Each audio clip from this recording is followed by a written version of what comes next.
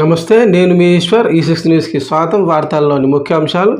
BRS నుంచి గెలిచి కాంగ్రెస్లో చేరిన కాళే యాదయ్య వెంటనే తన పదవికి రాజీనామా చేయాలని బీఆర్ఎస్ మాజీ ఎమ్మెల్యే డాక్టర్ మెతుకు ఆనంద్ డిమాండ్ చేశారు.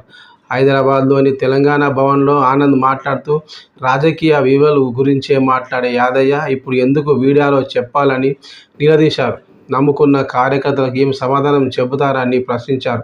కేసీఆర్ దయ వల్లనే 2 సార్లు ఎమ్మెల్యేగా గెలిచానని గతంలో యాదయ్య చెప్పారని గుర్తు చేశారు. చేవెళ్ల అభివృద్ధికి గతంలో కేసీఆర్ పెద్ద ఎత్తున నిధులు ఇచ్చారని, 111 జీవో కూడా ఎత్తివేశారని పేర్కొన్నారు. తన ఇంట్లో 4 పదవులు అనుభవిస్తున్న యాదయ్య బీఆర్ఎస్ క్యాడర్కు ఏం సమాధానం చెబుతారని ప్రశ్నించారు. పరిగి మాజీ ఎమ్మెల్యే కె మహేష్ రెడ్డి మాట్లాడుతూ, కాంగ్రెస్ పార్టీ అసెంబ్లీ ఎన్నికలకు ముందు ఇచ్చిన 6 గ్యారంటీలకు పక్కనబెట్టి బీఆర్ఎస్కు చెందిన 6 ఎమ్మెల్యేలను కాంగ్రెస్ పార్టీలో చేర్చుకుందని విమర్శించారు. బీఆర్ఎస్